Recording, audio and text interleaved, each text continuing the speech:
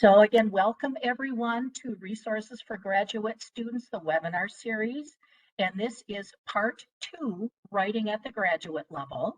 And my name is Tammy Hops, and I am the Learning Services Coordinator, who also works with the School of Education, General Education, and also I serve graduate students.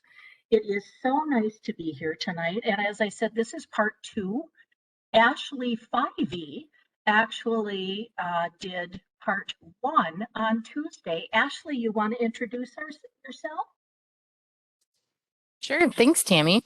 So my name is Ashley Fivey, and I am the graduate librarian for all of the graduate programs here at Rasmussen. So like she said, on Tuesday we did hold part 1, which covered APA, academic integrity, and doing library research in the online databases. So that recording will be made available so you can watch it if you didn't get a chance to attend live. And we're so glad that you were able to come tonight. Fabulous. Thank you so much.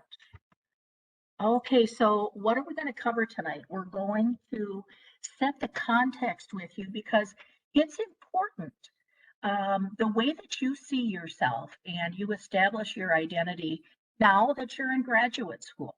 We're going to talk about expectations for graduate writing and how different that is from undergraduate writing. You get the inside scoop with some advice from faculty. Super, super valuable. We'll talk about some writing resources, and we'll also talk about some CBE, that's competency-based education course information, some strategy and resources also for you. And we'll also cover some questions. So if you have any questions as we're going along, what you can do is you can enter them in the chat, and Ashley will keep track of those and bring those up when needed. And we'll also cover some at the end with whatever time we've got left. So let's get rolling.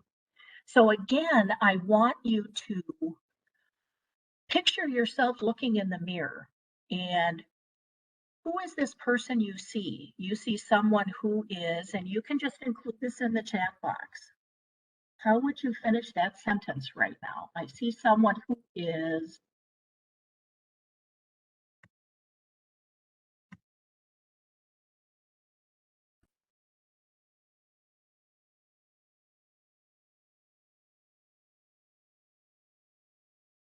When you look in yourself in the mirror, you see someone who is, and I'll start us out, nervous to start school again, ready for the next step. Absolutely. Ready to try something new. That's great. Yeah, what are you feeling here? Ready for the next career move, but a little nervous to start school again. You know, isn't that the truth? I think anything that we start new can be a challenge, positive or negative, positive also. So let's dive a little deeper into that. Motivated to complete the program, seriously determined, nervous and excited about starting school again. Absolutely. So we've seen a lot of these things in here. These are what we've heard before from students coming into graduate school, determined, love it.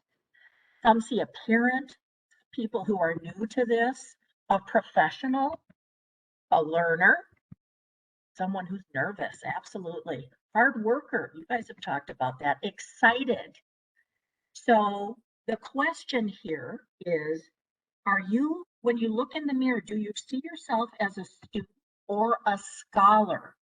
Okay, that's the main theme of what we're hitting on today, that you see yourself as a scholar. So what does that mean exactly? And how is that different from how you saw yourself at the undergraduate level? Okay, so just generally, when you are in undergraduate courses, you see yourself as a student, makes sense. You learn from your professors and they provide you with information. You write to demonstrate what you know, what you have learned through the course and from the professor. Your audience for your work is your professor, and the impetus to do your work is to complete the assignment. So, in a nutshell, this is a more passive role than the graduate level. And here are some differences when we compare them side by side. So, at the graduate level, you see yourself as a scholar rather than a student. You learn through your own study, and your professors are here to guide you through that process. You're writing to demonstrate that you can use and apply what you know. So it's beyond, excuse the word, but regurgitating what you know. It is about demonstrating, using, and applying what you know. Your audience and the way that it is set up within the programs here at Rasmussen University is that the project you're going to be doing, many times the audience would be someone who's in the field that you're either in or planning to go into. So the audience for your work might be a manager, a board, a client, again, something that is related to the field of study. The impetus for you is to explore this assertion or argument. Okay, so it's not just a, well, of course, we all want to finish the assignment, but it's really bigger than that. It is really taking control.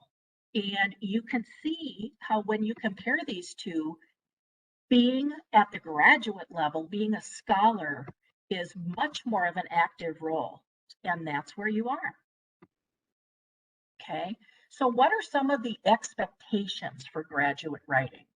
And I'm just seeing here in the chat box, graduated in 2008 and feel rusty about writing papers. You know what? I bet you are one of several who are in that same boat. And as a matter of fact, that's why we have this webinar. And you'll be happy because we have lots of resources that are going to help you feel much better about this.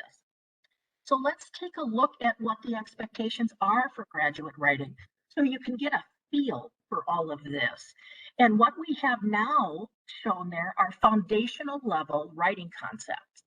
So these are things like the introduction and conclusion, your topic sentence or the thesis of whatever your project is, details and evidence to support your points. So in graduate, well, in undergraduate writing, you always have details to prove your points and give evidence for your points, but we're going to bump that up as you'll see. It's from a third person perspective. Of course, you had to have 2 or 3 sentences at least for your paragraphs, transitions between paragraphs, so there was flow, have some audience awareness, and we talked about that, and purpose, and then taking part in the reviewing and editing process. And of course, tied with all that is APA formatting and citations, okay? So those are kind of the grassroots, ground level, foundational concepts. And with graduate writing, we're going to start there, and then we're going to bump it up a notch. It says elevate basic writing skills to the next level. Okay. So what does that look like? Well, it involves critical thinking. Thinking about things like, you know, I have this information. What's the best way to share it? Should I share it in a table or a chart, or should I actually write text about this information? And this came up before on the last slide, evidence-based assertions. With graduate writing, very common. Intellectual curiosity, again, it's more than just regurgitating what you've learned. You're curious about other things, and that will be piqued many times as you do your research. Flow is so important, and that is that natural rhythm that happens with good writing. And then let me get my cursor back here. It's professional, in a professional tone. And then there is a drive to know. And again, for those who are feeling rusty, no worries, because we have the resources for you. Um, I want to give a little bit more information and give you some more context around this experience that you're entering into. You're going to have different assignment types. They're called deliverables with CBE education. Um, but these are going to be a little bit different in that you're really going to be into the audience and the purpose of your assignment, also known as deliverables. So you want to convey info in the way that your audience is most likely to engage with it. Okay. So you have to think of what's your purpose and how will your audience be most receptive to taking the information that you're offering in. For example, let's say the instructions on your deliverable were something like you want to convince the CEO and board members to purchase a new training package, which would be more effective. Well, would it be better to write a 15-page research paper on different training packages? Or would it make more sense to do a PowerPoint presentation to these folks, an infographic, or a fact sheet? So that is part of what you're going to be considering with all of this. And I have to comment for those of you who are saying, you know what, I'm coming in feeling kind of rusty about writing. I get it. I was the same way when I started my master's. I started much later than I finished my bachelor's. I was the same way. And I want to just reassure you that your life experience that you have is going to be so helpful for you. And we can get into that a little bit later. But you have more geared toward this experience than you even realize at this point. Okay. So considering your audience is a big thing. Considering who is the audience in your program or your field is important. And on the right side, I have considered the differences. These are just some of the different projects folks are going to be doing depending on their program. We have scholarly research paper, an infographic, professional development plan, a corporate memo, PowerPoint presentation, an online survey, and a fact sheet. So this just brings things into a whole different light when you are a graduate student and you are preparing information to convey. Okay, let's talk about advice from some graduate professors, okay, from some faculty. Um, this obviously, you guys have the inside scoop on this. Seek to utilize sources as tools to embolden an argument or an insertion. Again, you are scholars, and that's what scholars do. Use peer-reviewed scholarly sources to ensure that you have fully vetted credibility and validity of your references. You're going to learn all about this. And this is another reason to, if you didn't attend Ashley's webinar, you will want to watch the recording of that. She talks about that. It's super important. Many students have told me that meeting with a tutor one time was all they needed, and then they were able to be completely autonomous after that.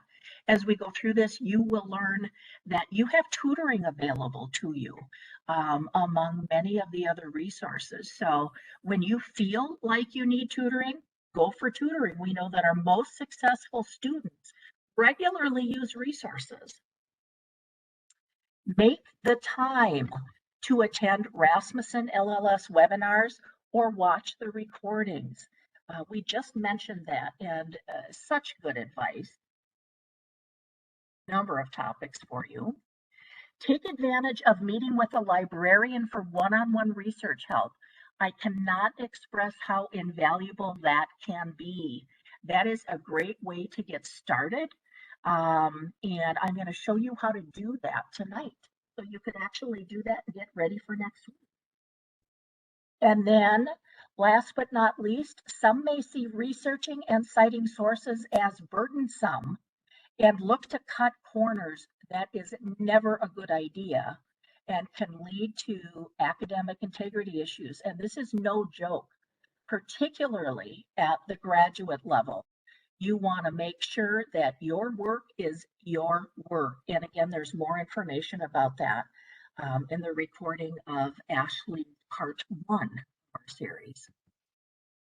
Okay, so this is going to become a very familiar sight to all of you, and I'm going to demo this and a few other things in a minute. This is a live page. This isn't, this is a picture of it. We'll go to the live page in a second. But there is everything you could possibly need and more. This is our online library guide, and you'll see that all of these are live links. So my best advice to you would be to explore. Don't be afraid to explore. Get in there, look around, just see what resources are there, because what happens is when the time comes where you might need a resource, you'll be able to say, oh yeah, I remember there was something about, whatever it is. Where was that? And then you can go back and explore to find that. And what we have here, these are some of the biggies for writing. We have the writing guide.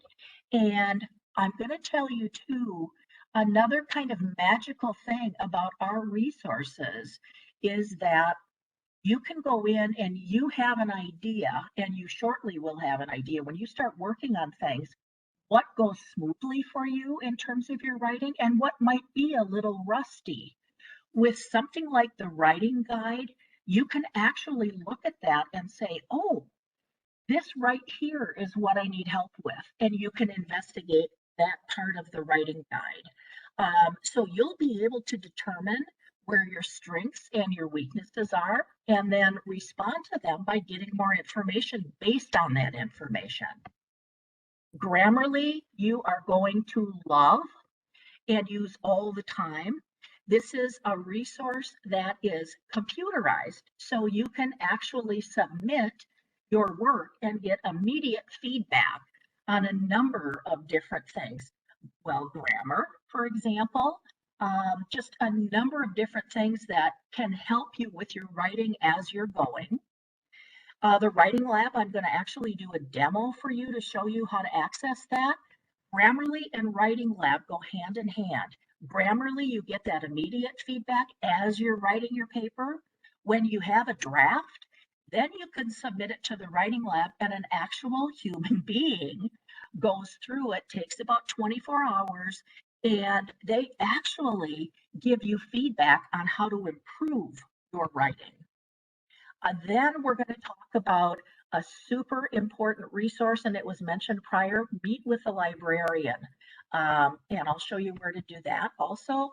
And then the webinar series, which we've talked about a couple of times, with accessing recordings of different webinars, again, based on your needs. Okay, time for a demo. Let me, easiest way is stop sharing and pull up my screen and then start sharing again. And the first place I'm going to start is, let me show you the student portal. Now, the great thing about this too is that there are different ways to access the same things. You'll also be able to access these resources within your courses, but I'm going to go in a different way. And I'm going in through the student portal. And as with anything else, the more you use these things, you explore, you get used to it, like your courses, the easier it's going to be for you, the quicker it's going to be when the more you get used to it. So I'm going to go into resources and I'm going to click on library. And here is the library page that we just saw. And as you can see, these are all live links. Okay, so this is a great kind of one-stop shop and everything's laid out there for you. Um, what I'm going to do is we talked about the writing lab. I'm going to show you how to access the writing lab. Now, this actually will get you to an answer about the writing lab. Um, and I'm going to click in. I'm going to go back to the student portal, and I'm going to also show you can access the writing lab through tutoring. And that's right under the library here. And when you click on tutoring, this is what you're going to see. Okay, and this is BrainFuse. And you all are registered in BrainFuse and will have access to this. So here on the right-hand side is the writing lab. So this again is something you're going to use Grammarly as you're writing your resources and your information. Then when you have a rough draft, you can submit it to the writing lab. And here's the way you do this. You just click, let me log in again. You won't have to do that. And here's what you'll see. And you'll just answer all of these questions. For you, it will likely be APA 7th edition. Um, Include, copy and paste your instructions for the assignment. That will be helpful for the person who is actually providing feedback for you. You can click up to 5 things here that you really want that writing tutor to focus on in their analysis. You'll upload your file, meaning attach your document, add any comments or specific things you'd like to share, and then you submit it. And within 24 hours, you will go to the message center, and that is, move this, the message center is in your BrainFuse account, and you log in again, your message center is right here. And you'll click on that, and that's where you'll find your paper with the feedback. Okay. Let me show you something else that you might find handy. The graduate students find it very helpful to meet with other graduate students. And there is actually a tool you can use in BrainFuse called Meet. And what you do is you add other students' information, whatever your meeting is going to be called, whatever you want to call it. You set the date and the time. You put in the people you want, whether it's 2 people or 5 people or whatever, you um, put in their S-mail address. You can put a description of the meeting and then just hit send. And everyone will actually get an invitation to meet in a virtual classroom.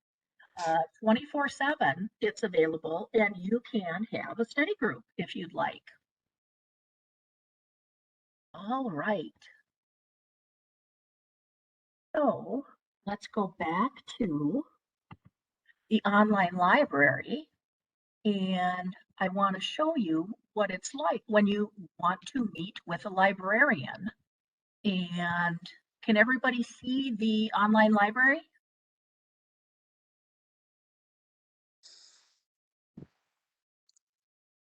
Okay, and my chat box is disappearing here. Can anybody just unmute and tell me if you see it? Okay, I got it now. I got the chat box back. Okay, so we're into meeting with a Rasmussen librarian. Well, your graduate librarian is Ashley Fivey. And what you would do is just click on this and her calendar comes up for you. So let's say you wanted to schedule an appointment to meet with her next week. Okay, you're not going to waste any time. You're going to get right in there. And all you would do is just choose a time and then continue. And you'll fill out this information and confirm the appointment. It's as simple as that. That is going to save you so much time. And she is fantastic. She's going to make you feel super comfortable with things. And now I'm going to go back to our slide presentation. Does anybody have any major questions about what I've covered so far?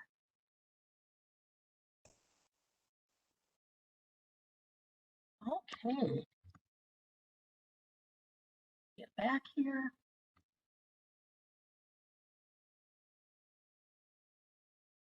All right.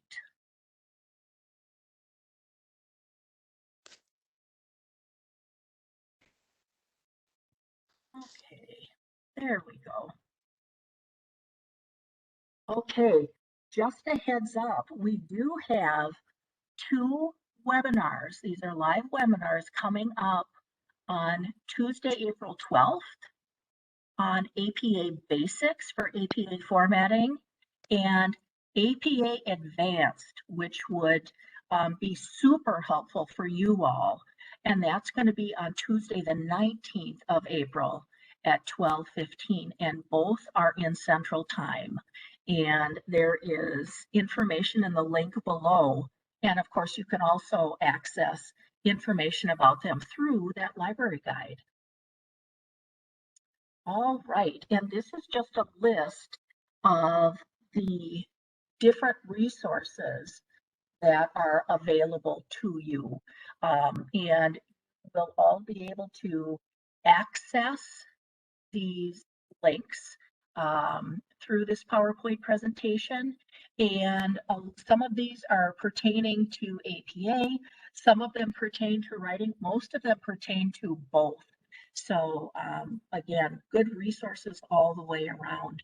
You'll see Grammarly is starred. I talked about that. Writing Lab, talked about that.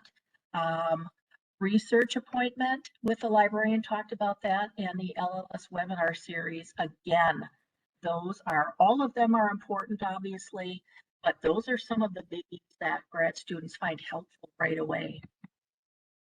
Okay. Are there any questions? I see, let me pull up my chat box. Hey, Tammy, there's just a couple in there about the number of times you can meet with a tutor and the number of times you can submit a paper. Great question. You can, with Grammarly, this is another reason Grammarly is so popular, there is no limit to how many times you submit your paper. And I can guarantee you when I write, I use Grammarly and I can tell you there is no limit. And in terms of using a tutor, you can also use a tutor as much as you would like. The caveat there being that you still schedule for an hour at a time. That's the length of the appointments. And what I'm saying in a nutshell is that you're not allowed to schedule appointment after appointment after appointment. So you're like basically working with them in a 3-hour block. You can schedule an hour and then schedule later that day, or you can schedule every day of the week, whatever you feel you are going to need. The reason we require that time in between is because, particularly with writing, if you're working with a tutor, anything like that, you need some time to be able to rewrite and review and do all of those things. So yes, feel free to use tutoring as much as you'd like. Feel free to use Grammarly and the other resources as much as you need. Great question. Okay, is there anything else? Okay. And yes, all webinars will be recorded, and then you'll be able to find those in the webinar series information. Yes. Yep, you can submit more than once, absolutely. All right, so let's talk about CBE courses and what that means and how CBE courses are different from what most of us are used to in regular courses and how we can use that to our advantage. Okay. CBE actually stands for competency-based education. And earlier in this presentation, we talked about, or I talked about, how you are at the graduate level, you are demonstrating your competency with information. You're showing how you use it. It's the same kind of focus with competency-based education. So let's compare the two. Let's talk about the traditional courses on the left column and CBE courses on the right column. Okay, so here at Rasmussen University, if you take a traditional online course, they're 5.5 weeks. There are weekly modules and they are completed in a sequential order. Okay, so module 1, module 2, you complete one a week. There are specific deadlines each week on discussions, assignments, and quizzes. And again, those are each week. There is one submission allowed for those. And the strategy for students in these types of courses is to make the assignments the best they can by the time it needs to be submitted. Okay, so they submit it and they receive a score, and then that's done. Okay, and if they don't pass or they do poorly on assignments, they have others to kind of beef up that overall grade. Okay, that's what most of us are familiar with. Okay, so that's what we're comfortable with. That's our comfort level generally. Well, now let's take a look at CBE courses. Okay, it's a different way of approaching learning. And a CBE course is 11 weeks. Okay, not 5.5, it's 11 weeks. You have an entire quarter. When you complete a learning plan, the whole course is open to you. Okay, so you can look at every single module and you can, when you do that, likely you'll be saying, oh, this kind of makes sense to me. I think I can do that one. I think that one will be kind of fun. You might look at others and say, oh, God, this isn't familiar to me. You can do any module you want in any order. Okay, that's the first place your strategy comes in. Okay, here's a big difference though. With a CBE course, the only built-in deadline is at the end of the course. So there are no other deadlines, like weekly deadlines that say, you've got to turn this in now. You've got to turn this in now. It's just one deadline. Okay. So if you're a procrastinator, really hone in on this. That's going to be key, is getting on a schedule to do those deliverables, and we'll help you with that. Okay, so we talked about there being 11 weeks. There are like 7 deliverables for the course. Notice 11 minus 7 gives you like 4 weeks, okay, where you are having the opportunity to use strategy. Okay, I saw a question pop up. Will all courses all deliverables lead to the grad degree? Okay, I'm not sure. All of the work you're doing in all of your courses are needed for you to earn the degree. Does that make sense? Am I answering your question?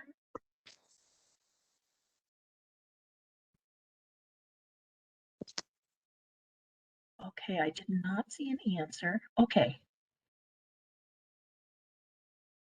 And, some of these questions are questions for your advisor in terms of how many courses you're taking.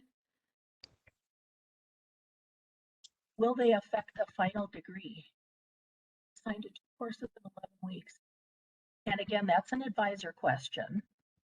And yes, the courses you're taking, obviously, they will affect your final degree. You're earning that degree.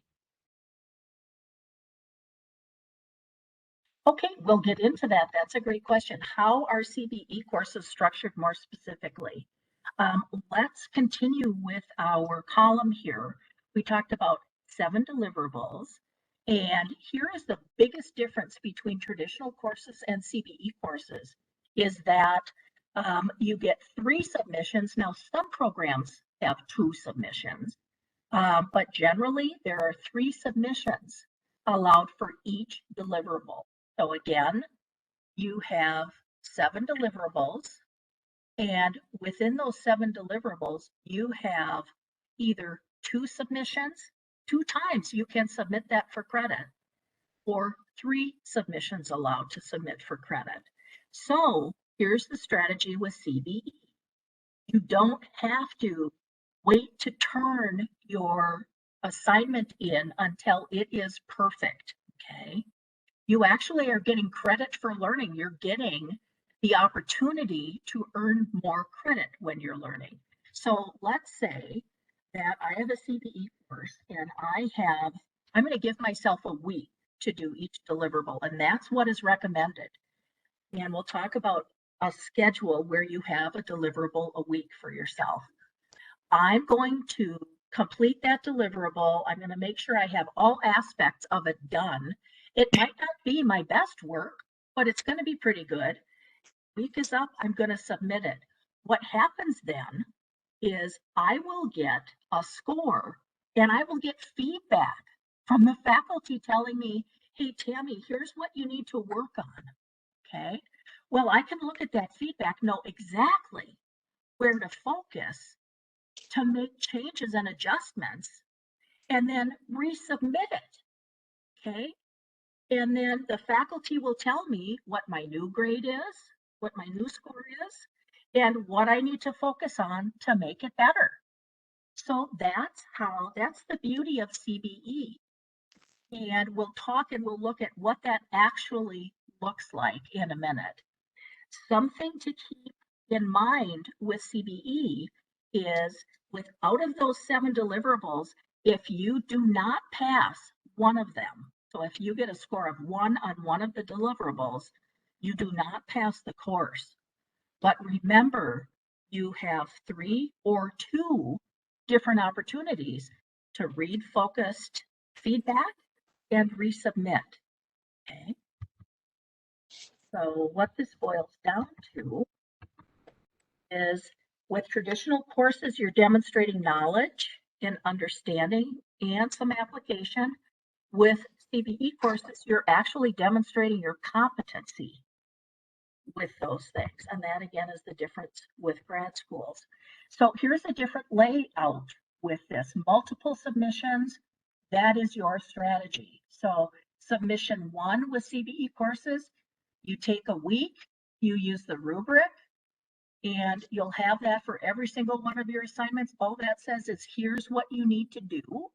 And it gives you the criteria for that. So you have all of the information that the faculty has. Okay. Make sure all the components are included. Make it the best you can in that week's amount of time, and then you submit it for the first time.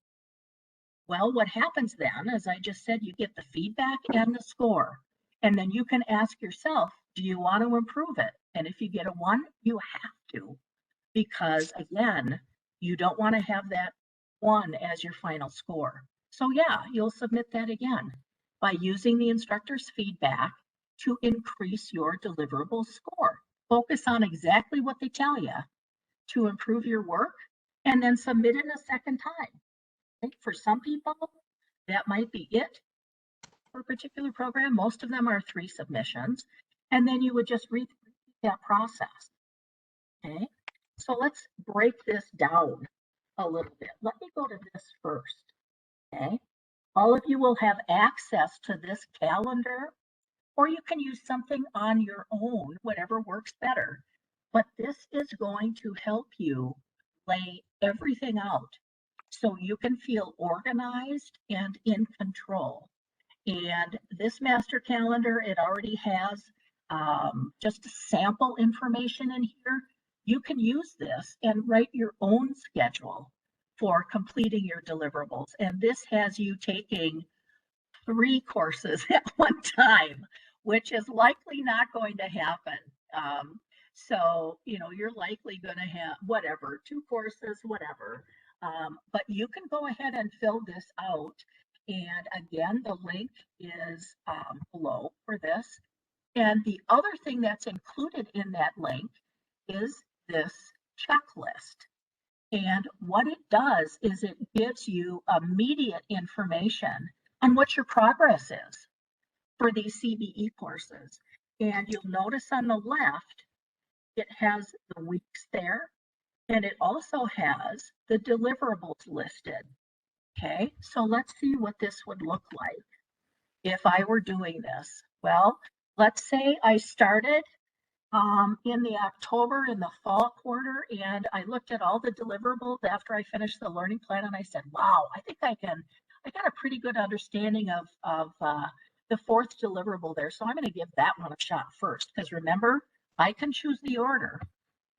Oh, I got a 1. Okay, now that 1 scares me a little bit, but this gives me really good information and about what the baseline is, what's needed for a higher score. So, you know what? Because I'm nervous about it, I'm not satisfied with it. I know I'm going to have to do it again. I'm going to just do it again. So I looked at what the faculty told me in the feedback, and I said, okay, got it. I make some improvements and I submit it again. Okay, now I get a 2. Well, here's the dealio. If you have a 2, a 3, or a 4, that is a passing score. So I know, regardless of what I do now, that number 4 is in the passing zone. So I'm going to see what time I have left, because that's my strategy. I can decide later if I want to improve that 2, or if I just want to keep it where it is. Okay, so I'll decide later if I want to improve that score. So now I'm going to submit deliverable 2. I submitted it on the 16th. I got a 2. You know what? I'm passing right now, both of those deliverables. I may want to improve that score, but I'm going to do it later. Okay. So you'll notice I'm doing a deliverable a week. That's it. I am building in my own structure. This is number 1 in CBE courses. So deliverable 1, I submitted on the 24th. I got a 3. I earned a 3. Well, you know what? I'm cool with that. I can certainly leave that. That's not even a question. Okay. I'm just going to count that as my final score. So I don't have to submit it again. Could I? Absolutely. Okay. I'm going to go back to that 2, resubmit it. I got a 4. I'm cool with that. I'm going to put that in my final score. Okay. See how this is working? I go back to that 2 and I submit it again and I earn a 3. That's in my final score. I can't submit that any more times, but I don't need to. Okay. So that's how that works. So let's take a quick look at this. Okay, let's say for my final score, I have earned all 2s. Do I pass this class? What do you think?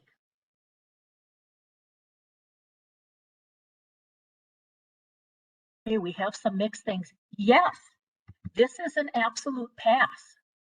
Okay, because these are all above 1. Okay? And they're the final scores. So yes, I would pass this class. How about this? If I scored these, if I got all 4s, except for deliverable 5, where I got a 1. You guys are right. I would not pass this course because that deliverable 5 was a 1. And I'll tell you what, when this happens, most of the time, it is because the person ran out of time to submit that again. So that's another reason you got to build that structure for yourself with those deadlines. Okay. So here's an example of what that one on the left looks like. Okay. I could have gotten scores of 1 all the way along through submission 1, through submission 2. But look, if I pulled it off and I earned a 2 as a final score in every single one of those, I passed. So do not let those 1s, when they pop up before the final submission, don't let those bother you. Those are just, that's a kind of a, hey, here's what you need to do. Okay. And get that feedback from your instructor. So don't let those 1s scare you, but avoid them for the final score, or you can't pay, or you will not pass. Any questions about this? This is a lot of information.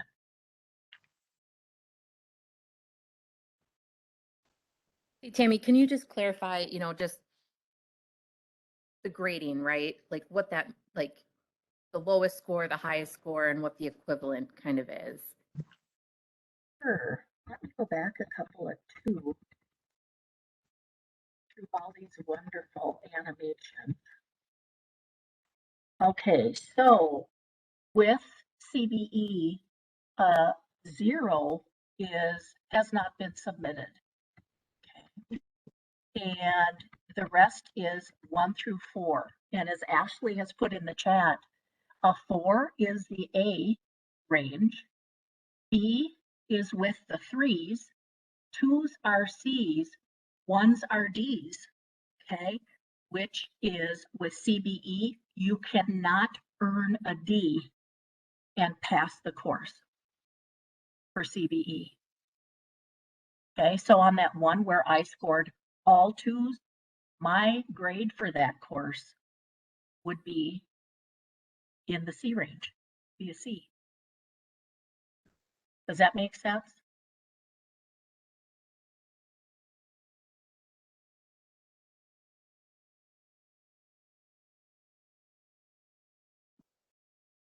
See if there's, okay, good. Okay, now I'm going to just ask a general question. How are you feeling about CBE courses? Because again, what's in our comfort level generally? The traditional courses. Anytime we need to do something new, it can be a little frightening and intimidating, even when it's a good thing. I want to gauge if anybody's feeling really kind of frightened about this, because I guarantee you I can alleviate your fears. Okay. Okay, first thing I see there is great as long as you manage your time. Ding, ding, ding. Absolutely. That is key. We have to try it to know how we feel exactly. A little nervous until, yes, yes, yes, you guys get it, okay? That is so important. One of the biggest things people do is they battle with themselves with the first couple assignments they submit, because they're like, oh my gosh, this is not up to my usual level. I really don't want to turn this in until it's better. I know it can be better. Turn it in. Turn it in. Okay.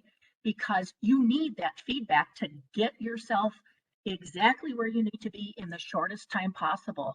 And don't you all want some time near the end of the course where you can take a breath because all your scores are where you want them to be?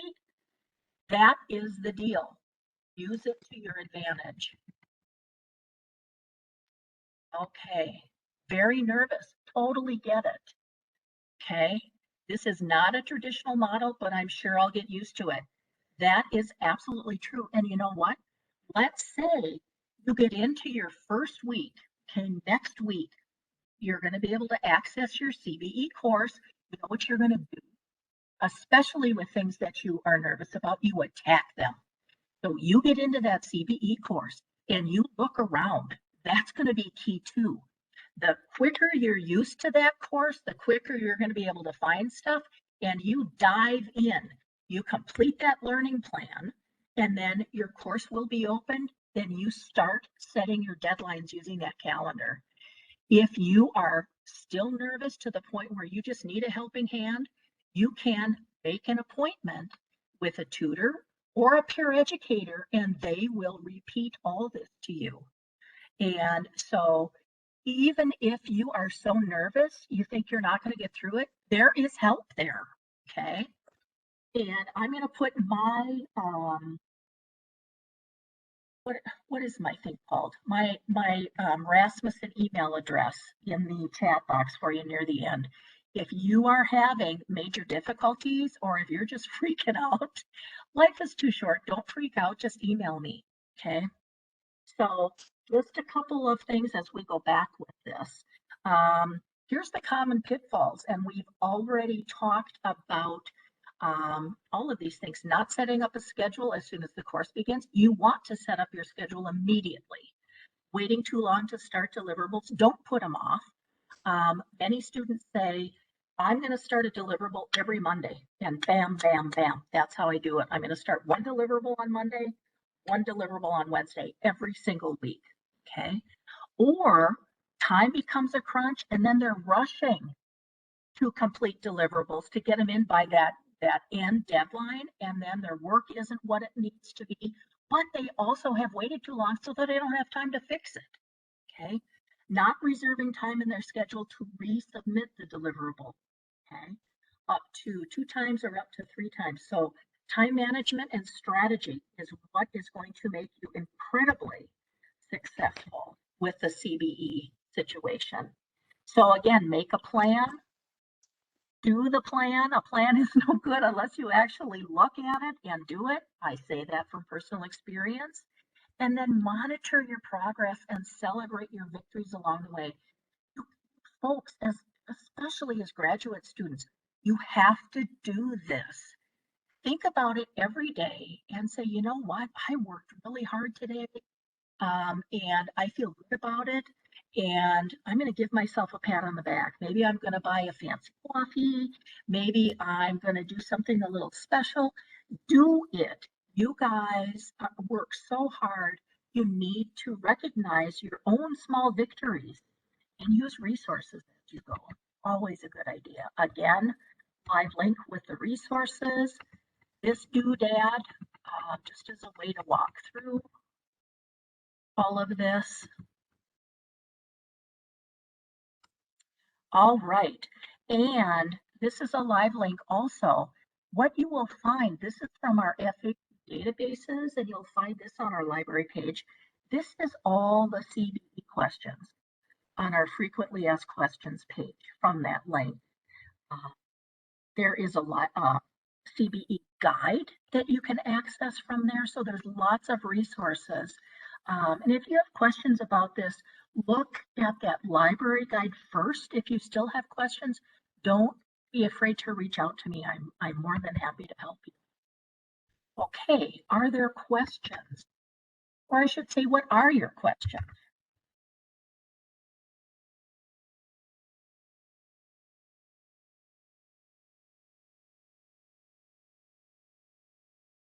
And you, if you would like, you can most certainly unmute yourself.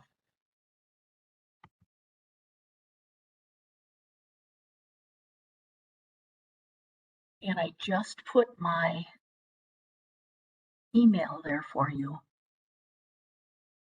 Nope.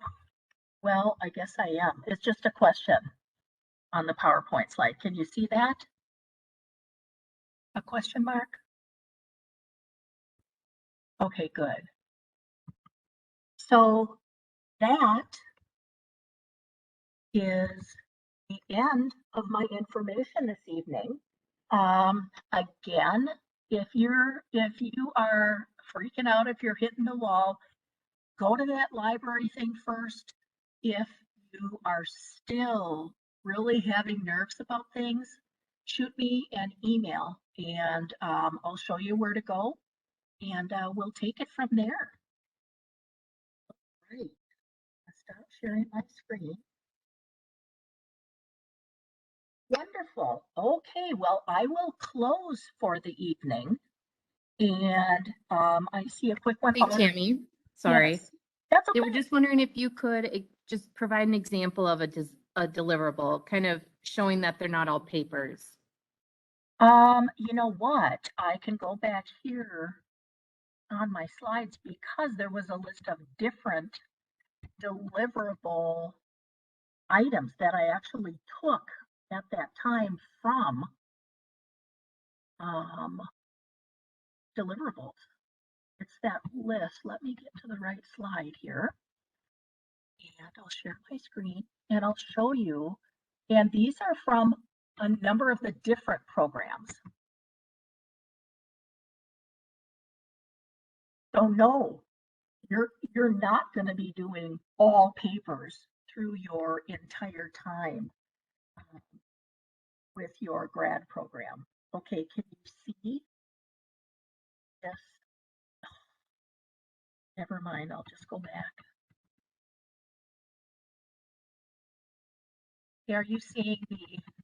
Oh my goodness. Sorry, guys.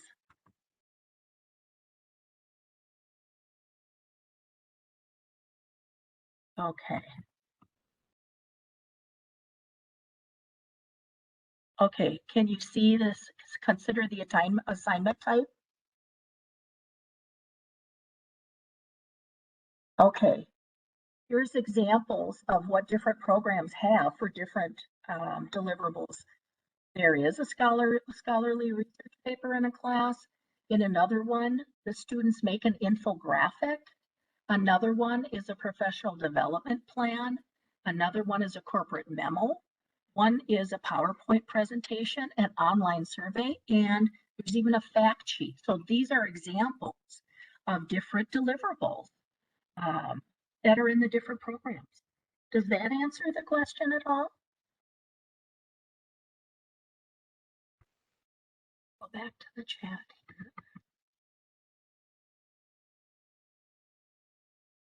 here. Okay. Anything else? Okay. Perfect. Well, it looks like my cursor has frozen.